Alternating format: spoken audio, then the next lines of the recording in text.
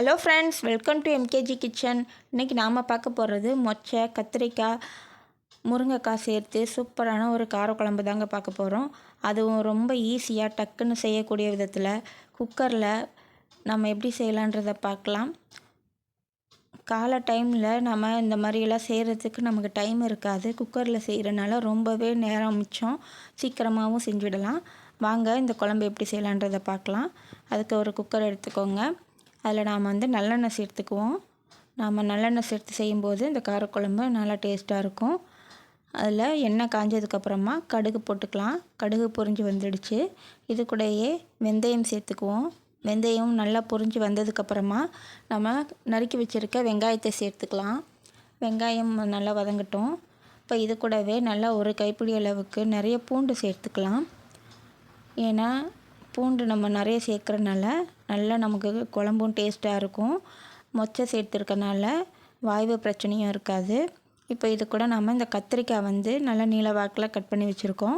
குக்கரில் போடுறனால கத்திரிக்காய் நாலாக கட் பண்ணி சேர்த்துக்கலாம். ஏன்னா நம்ம குக்கரில் கரைஞ்சிடும், கத்திரிக்காய் இருக்கிறதே தெரியாது. கத்திரிக்காய், முருங்கைக்காய், நம்ம என்ன விருப்பப்பட்ட காய்களை இதுக்குள்ளே சேர்த்துக்கலாம். மொச்சப்பயிறு நைட்டே ஊற வச்சு எடுத்து வச்சுருக்கோம். இந்த மொச்சப்பயிரையும் ஒரு கப் அளவுக்கு சேர்த்துக்கலாம். இப்போ இது எல்லாத்தையும் நல்லா வதக்கிக்கோங்க. இப்போ இது நல்லா வதங்கிறதுக்கு கொஞ்சம் உப்பு சேர்த்துக்கலாம். கொஞ்சமாக உப்பு சேர்த்துட்டு நல்லா இந்த காய்கறிகளை எண்ணெயிலே வதக்கிக்குவோம். இது நல்லா கத்திரிக்காய் கலர் மாறி வரட்டும். இப்போ இதுக்கு தேவையான மசாலாலாம் சேர்த்துக்கலாம். நான் குழம்புத்தூள் 2 ஸ்பூன் சேர்த்துருக்கேன்.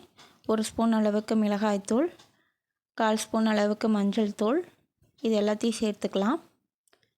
இப்போ இது எல்லாத்தையும் சேர்த்துட்டு நல்லா வதக்கி விடுங்க.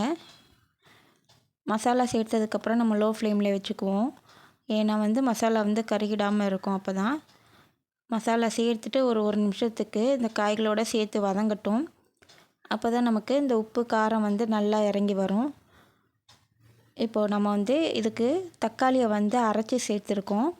நீங்கள் தக்காளி வேணான்றவங்க நம்ம வதக்கும் போதே தக்காளியை சேர்த்து வதக்கிக்கோங்க.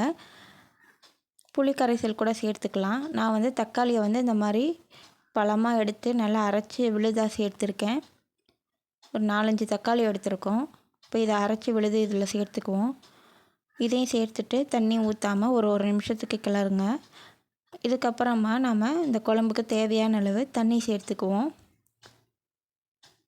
நமக்கு எந்த அளவுக்கு தண்ணி குழம்பு வேணுமோ அந்தளவு தண்ணி சேர்த்துக்கிட்டு இந்த டைமில் தேவையான அளவு உப்பு பார்த்துட்டு உப்பு போட்டுக்கலாம். இது நல்லா கொதி வரட்டும்.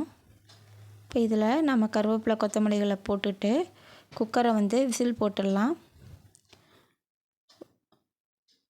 ஒரு 2 விசில் விட்டுட்டு பாருங்கள், குழம்பு சூப்பராக நமக்கு ரெடி ஆகிடுச்சு. நல்ல எண்ணெயெல்லாம் பிரிஞ்சு மேலே அழகாக வந்திருக்கு. பாருங்கள் எந்த அளவுக்கு குழம்பு டேஸ்ட்டாக வந்திருக்குன்னு. இந்த குழம்பு சூடான சாதத்து கூட சேர்த்து சாப்பிடும்போது ரொம்ப டேஸ்ட்டாக இருக்குங்க.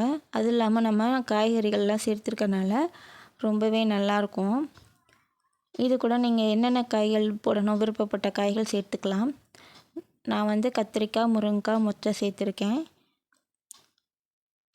நல்லா அருமையான சுவையில் ரொம்ப ஈஸியாக செஞ்சு முடிச்சிடலாம்.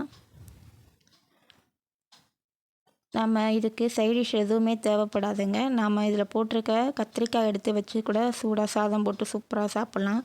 அந்த அளவுக்கு குழம்பு டேஸ்ட்டாக இருக்கும்.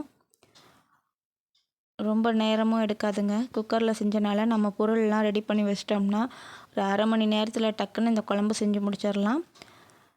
காலை டைமில் ஆஃபீஸ் கிளம்புறவங்க, ஸ்கூலுக்கு கிளம்புறவங்களுக்கெல்லாம் குழம்பு செய்ய லேட் ஆகும்னு நினைக்கிறவங்க இந்த மாதிரி குக்கரில் வச்சுடுங்க. ரொம்பவே ஈஸியாக இருக்குங்க. நேரமும் மிச்சம், ரொம்ப டேஸ்ட்டாகவும் இருக்கும். நீங்களும் ட்ரை பண்ணி பாருங்கள். தேங்க்ஸ் ஃபார் வாட்சிங்.